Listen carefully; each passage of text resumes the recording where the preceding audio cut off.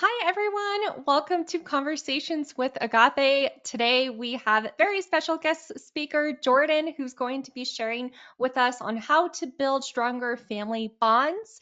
Right now, everyone is muted. You will have the opportunity to ask Jordan a question the last 5 minutes of this session. Again, Jordan, thank you so much for joining us today. I will turn my video off and let you take it away. Thank you, Ashley. Well, welcome. Whether you are a parent or clergy, welcome to the session. Yes, I'm excited to share with you about building stronger bonds in your family through weekly rituals. And today I want to talk specifically about one weekly ritual that has transformed my marriage and my family. And actually, it's saved my marriage. And the crazy thing was, I didn't even know my marriage needed saving until my 4-year-old daughter said, Mom, I don't think Dad wants to live here anymore. She said that. Just a few hours earlier, I had come home from work. I've been a clinical counselor in the field of mental health for 20 years. And I had come home from work and pulled into my garage and thought, oh, how am I going to do this? I have round two of the family activities that I need to lead for my family. I have 3 kids at the time in Catholic schools, and I was working full time. My husband's working full time. And I remember just thinking, I got to get in there and do dinner and dishes and bedtime and homework and the whole second half of the day with my family. And I felt exhausted. And when I came through the door of my garage, I remember just pushing past shoes and backpacks and all the things, and the anxiety just rose up inside of me, and I thought, how am I going to do this? What has happened here? And so I turned a corner and I just got a glimpse of, you know, kids not doing their homework and dishes in the sink from breakfast, and everybody waiting to eat but nobody doing anything about it. And I remember just barking out orders. And I would just say, Pick up your shoes. You need to get things organized in here. And come on, hasn't anyone, cleaned up after breakfast?" And my kids scattered like cockroaches. They scattered to every corner of the house except the one I needed them in. And I remember just thinking, okay, I got to get it together and finish what needs to happen with my, husband and kids for this evening, and then I can relax. I can finally get some rest and get the self-care that I need. So I went about doing dinner, and then I went and put my daughter in the bathtub, and I was washing her hair. And you know how little girls are when you're giving them a little scalp massage. She just had her eyes closed and she was enjoying it. And out of the blue, with her eyes closed, she said, Mom, I don't think Dad wants to live here anymore. I don't think he wants to move, but I don't think he wants to live here. Oh, this shocked me. As a counselor, I'm thinking, how does a 4-year-old come up with this if she hasn't had some experience where she has observed some disconnection or distance in my marriage? At that point, I didn't see the distance in my marriage. So I dried her off and I got her put to bed, and we were saying our night prayers, and then I just kind of closed the door to her bedroom and I tiptoed into my own bedroom, and my husband was in there, and I said, "Honey, um, are you thinking about leaving?" And he said, "Why do you ask?" It's always interesting when someone answers a question with a question. And I said, "Well, this is what Annie said." And he said, "It's really interesting." He said, I'm not thinking about leaving, but you're really not fun to live with." And I thought, oh, he's right. I am not fun to live with. I don't even like myself. I remember thinking, I'm nagging and barking at my kids every day, and I send them off to school. I pick them up after school, And then our evening is filled with transactional interactions, eating food together, making sure everybody has their homework done, just getting people in the bathtub, and then getting prayers and going to bed. And I thought, this is family life. I remember that time thinking, I don't really have a connection with my husband. He would pursue me for intimacy, and I would just kind of look at him like, I'm exhausted. Are you looking at me? Are you expecting something from me? Which is very sad because it's natural in a relationship to want intimacy from your spouse. But I remember feeling so run down and burnt out. I felt like a team of one.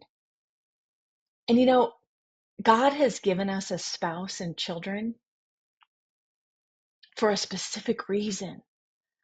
And our family is the most important team we will ever be a part of. And as parents, we're called to get our spouse and kids to heaven.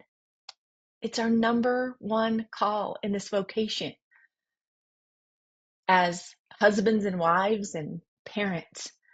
And at that point, this is the visual I got.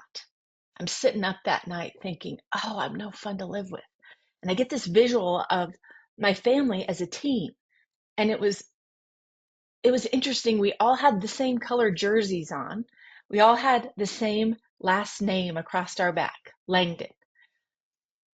But when it came time for the whistle to blow and for us to go out on the field for this game of life, I was the only one running out on the field. And then I grabbed that ball and I headed towards the end zone. And I was bobbing and weaving and trying to get past all the stuff that was coming at me. You know, the pressure to do one more thing in my career, the pressure from other parents to sign up to do one more thing to help out at the school, or to set up another play date, or to get my kid a phone because other kids were getting phones at that time. And I'm dodging all this stuff and trying to manage this all by myself. And I'm wearing out. I'm getting closer to the end zone and I need to pitch the ball to someone. And I look behind me and there's no one on my team on the field. And then I glance to the sideline and I think, is that them? That is them. My husband and kids are on the sidelines. They're all suited up, but they're sitting the bench. Well, why is that? And it hits me. I have sidelined my whole team. How do we do this? The way we sideline people in our family and put them on the bench when they're willing and ready to play is by taking on everything ourselves. This is very common in family life. It's common for women who, by our nature, are meant to nurture these babies. When they're born, they get their very nutrients from our bodies. And so we begin by caring for our children and feeding them, clothing them, diapering them, right? Doing all the things that they need from us. But oftentimes we do that well beyond their capacity to do it for themselves. And so that's what I had done. I had continued to make lunches for everyone and, you know, be the keeper of the family calendar. You'll hear people say that. Well, she's the one that keeps the social calendar for the family. Well, after years of this, our youngest is 4, our oldest was about 10, 11. I was burnt out. And no one in my family was having fun. The culture of my family had really disintegrated. And I think this is one of the most important things for us to think about is that the culture of your family, the way in which people feel like they belong to your team, your family team, it matters so much. It's really the one thing that gives way to everything else.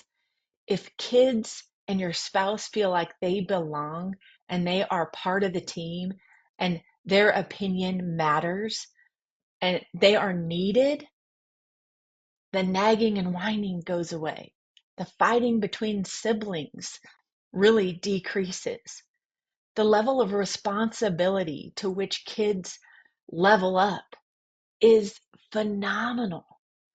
And so when I got to that point that evening, when my husband said what I knew was going on actually the whole time, but just hadn't had that brought to the surface until my daughter put words to it, that evening I thought something's got to change. And so we tried things like chore charts. Well, that would work for 2 weeks or so, and everybody would pitch in and do their chores.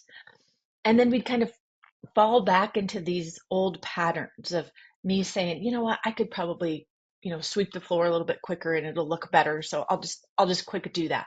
And then kind of taking on some other things and more things. And when my husband would pitch in to help out around the house you know, with dinner, I'd say, oh, I've got it. And so we got falling back in these patterns. We try these different kind of parenting hacks that you can find on social media, or you can Google these different parenting strategies.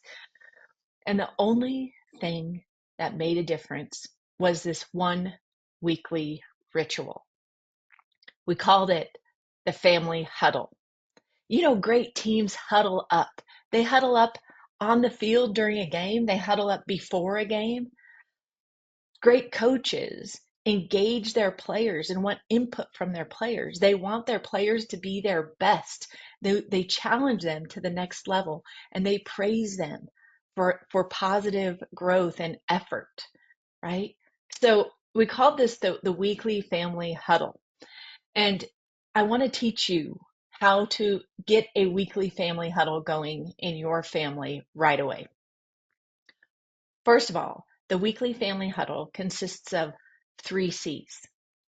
One, consistent connection.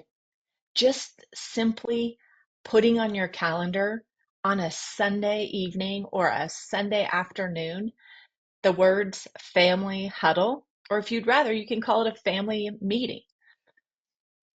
Making sure that you schedule time, 30 minutes on your calendar with your whole family where you can huddle up together. That's the first step, is just making a commitment to show up for each other. The second step, once that comes around on your calendar, is you sit down with your family, you show up, you go, guys, we're going to do a family huddle. This is new. This is fun.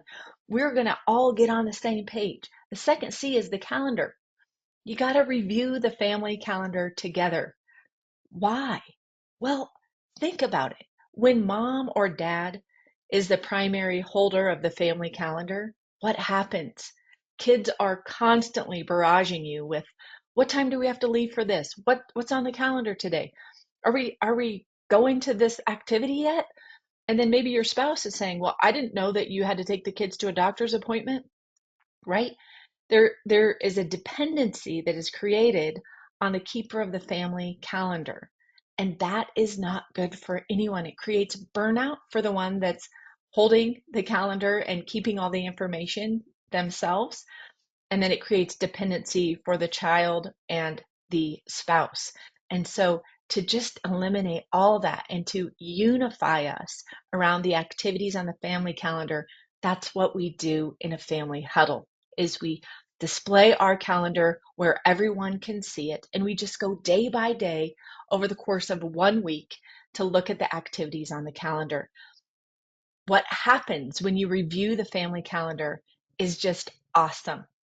I remember specifically my son saying, us saying, well, you've got gymnastics and you've got wrestling, and I've got a meeting that night. So one of you is going to have to forego your sports. And he raised his hand. He said, Mom, what about Bo's mom, Erin?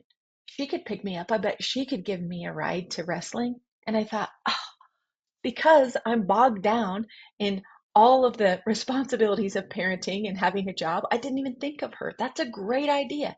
And look, then he pitched in, and his idea was wonderful and it worked out. And so he felt like a contributing member of our team. So you just simply review the family calendar. And then the last C is rallying around a common goal. In so many families, I've seen this over 20 years of counseling. Parents dole out chores to their kids. They tell their kids, this is what you need to work on. You need to work on being more organized and orderly in your home. Our philosophy at Families of Character is when you work on these things together as a family, one goal each week. Maybe it's to make your beds first thing when you wake up, to deny yourself something you'd rather do, right? Most of us would rather get up, go to get a cup of coffee, or run downstairs and turn the TV on if it's summertime, or, get some breakfast. But what if we said, the first thing we're going to do every morning is to get up and turn around and just make our beds up. Let's all work on that for a whole week and let's see how we do next Sunday when we get back together. Well, this is teamwork. This feels like everybody working together towards a common goal. This is what it looks like to naturally work on virtue, building character within your family, denying yourself, saying no to yourself, and doing something that serves the rest of the family, keeping your room organized, making your bed, that is building great character in your kids and yourself. So it's the three C's. It's consistently connecting. So having a date with your spouse and your family once a week. We love Sundays. Why? Because Sunday's the Sabbath. We're supposed to rest. We go to mass, we might have brunch together and then have a family huddle and get organized for the week. Did you actually know that Sunday is the first day of the week on the Christian calendar? What a great day to get organized. Get your family all on board for what's coming next in the family calendar. And then you can talk about that family goal. What is one thing that you think we need to work on? And kids are amazing at coming up with what it is they think the family should work on. So that's it. In our family, we start with a prayer. And my husband leads the family huddles. Was it always like that? No. As a woman who kept the family calendar and was already kind of doing everything for everyone, I started this just to get the ball rolling. And the important thing is to come at it in a positive way. If you're already doing things as a family or your kids feel like you're sitting down for another family thing, it might mean there's a lack of positivity and fun. And that's what this family huddle is about. It's about rallying together, being a united team, and praising the positive. So I kickstarted the family huddles. My husband participated and kind of observed as my kids observed. And then after a few weeks, maybe 2 months of family huddles, he took over. This is huge because in our culture, men in the family, the husband, the father, they have been sidelined. And like I said to you, I think there's in large part it's because us women take over and end up doing everything for everyone and continue that. And they just get pushed farther and farther out of their role as um, as husbands and true leaders of the family. So I passed the baton to my husband, and now he runs the family huddles. It's very simple. I don't want you to overthink this. Having a simple family huddle could be as easy as this Sunday, you just saying, hey guys, we're going to try something new. Let's huddle up as Team Langdon. Give your team a name. And at the end of your family huddle, I want you to pile your hands on top of each other. Your kids will love this. Even if they're teenagers, say, remember you used to do this on the soccer field? Pile your hands up together and say, on the count of three, we're going to yell, go Team Langdon. And then count off to three and woo, Team Langdon. It keeps things positive, keeps people engaged, and really helps unify everyone in the family. This is the last thing I want to say is having a family huddle for 5 years now has created this solid foundation of honesty, trust, a place and a platform for now that our kids are teenagers, for them to come back and address some really difficult issues like relationships, drugs, alcohol, peer pressure, all the things the culture is throwing at us outside. So don't just think of it as, well, this is just kind of a way to organize our family, and I'm not sure that this is going to have much value. just start with the three C's: connecting, reviewing the calendar, and just a simple common goal that everybody's going to work on. And week after week, month after month, year after year, you're going to see this solid foundation of family and faith form for you. And this will be a place they come back to even when they leave the nest. So I'd love to address any questions at this time. Perfect. Well, thank you, Jordan. You're so well spoken, and we thank you so much for sharing your incredible insight with us. That was really knowledgeable, and I learned a lot just within these few short Awesome. minutes as well. Right now, I will unmute everybody. You will have a microphone that you will have to click if you want to ask Jordan a question. And as we wait for that, Jordan, I'm going to pull a question from our registration list. One being, how do you adapt the huddles for different age groups, such as someone, for example, having a 3-year-old and a 24-year-old? Yes, such a great question. Here's what I say to that is that I would address the oldest child in the room. So if you have a 20-something still living at home, it's very important to speak to them. If you have a 3-year-old, they're probably not going to be writing down their activities for the week because they can't write yet, right? But include them in the meeting because it's so important to condition our kids to be part of this, and it gives them something to strive for when they get old enough to participate actively and start keeping track of their own activities and talking about how they're going to pitch in on the goal that the family is working on. So I would encourage to include everybody, but to kind of speak to the older person or older sibling in the group. Okay. Yeah, that makes total sense. Very good. And before we end today's session, if we don't get any questions, Jordan was kind enough to give us a free guide that will be sent out to all of you today. But Jordan, how can we connect with you? Absolutely. So, all of our content is hosted at familiesofcharacter.com. Families of Character has been around for 15 years, and our Oh, mission wow. is to really help strengthen marriages and unify families. And so, we have a ton of free resources for parents. We have blog articles and we have a podcast that you can find on any platform. So, it's called the Families of Character Show. And we've invited experts like Dr. Sachs and Joey Odom and all kinds of great guests on the show to help with their expertise in parenting and just helping couples connect amidst the chaos of family life. Exactly. Okay, perfect. Well, today's session was recorded, so you each will receive a recording of this session. And again, Jordan, thank you so much for your time and your resources that you offer. And we will share Families of Characters with all of our guests today and all of the people who watch the recording as well. But again, thank you so much for your insight and all you do. Wonderful. Thank you, Ashley. It was a Thank pleasure. you. Awesome. Well, thanks so much. And thank you everyone for attending. We will see you next time. Yeah. Bye.